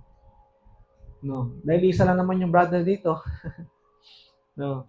At naniniwala ko na ang bawat mga kapatiran natin, mga kalalakihan dito ay walang ganyang mga spirit na makikipantay. Darating din yung araw na kayo mismo, kung tawagin kayo ng Diyos, na ilagay sa kalalagayan ito. Kaya di ba meron tayong pag-lay hands sa kapatid na si Brother Dave bago ko umalis, nung unang alis ko? No. Yun ay pagbibigay respeto. Kumbaga, pag-appoint ng isang tao na halili pansamantala sa pag-alis ng matanda sa iglesia. Ibig sabihin, binibigyan ng blessing. No, hindi lang ng namumuno, pati ng member, ba pinaboto ko kayo? Okay ba sa inyo, si Brother Dave? Dahil kung hindi ko siya itatalaga. So, ibig sabihin, hindi ko kayo, tinatali sa leeg na ako lang yung nagdidesisyon o nagdidesisyon. Binibigyan ko rin kayo ng desisyon. Kasi body tayo dito. Tulungan tayo, mga kapatid. Pero kahit tulungan tayo, kumbaga, ang desisyon, pinapag-uusapan, tandaan natin, may leader pa rin na siyang mag-a-analyze at magdidesisyon. Then, sabi nga ni Brother Branham, if that man leave the word, leave that man. Sabihin, meron kayong karapatan tanggalin ang namumuno dito. Kung ang tao ay nagtuturo o mali na ang sistema ng buhay sa likod ng pulpito, meron kayong karapatan. Meron kasi dito sa end time sa iba, wala. Kahit mali na yung pastor. May na-encounter nga ako, sabi ng kapatid natin, sabi ng pastor nila sa Bicol, kahit mali daw siya, kailangan pa rin daw sundin ng member. How come? Kayo ba? Papayag kayo ng ganun? Mali na yung lakad ng pastor. Mali na yung itinuturo. Nalalaman ninyo kasi hindi naman kayo, nakakapagbasa naman kayo. Tama ba? Alam niyo kung ano yung tama at mali. Kayo ba? Papayag kayo na mali na yung itinuturo, pero ipinapasunod pa rin sa inyo? Di ba hindi? So, malinaw lang mga kapatid, na may mga churches talaga na wala sa order. Pasalamat tayo dahil dito sa Bride of the Lord Jesus Christ, may tamang order na kailangan natin sundin. Kaya halimbawa, tulad ko, pagka pamali-mali na yung aral na itinuturo ko sa inyo at nasa mali na yung pamumuhay ko, may karapatan kayong bumoto na paalisin na, pababain, mga kapatid. At maghalan ng panibago. At kung wala pa, may live tayo. Meron tayong preaching ni Brother Branham, yun muna pasamantala. Hanggang sa makapagpadala ang matanda sa iglesia ng pastor o manggagawa na maaaring humalili sa akin dito. So at least kayo, ngayon na naituturo sa inyo yung mga ganung bagay para malaman din ninyo. Amen? Meron kayong karapatan. Pero hanggat ang taong yan ay nasa katotohanan, nagtuturo ng tama, maayos na namumuhay mga kapatid, nanatili kayo. Nanatili kayo mga kapatid. At ang sabi pa dito, last quote, 11:30 na. Alam nyo ba sa lumang tipan, ito, patapos tayo mga kapatid. Sa lumang tipan, pinapatay ng Diyos ang hindi nagbibigay respeto sa manggagawa ng Diyos. Sino nakakilala kay Elijah?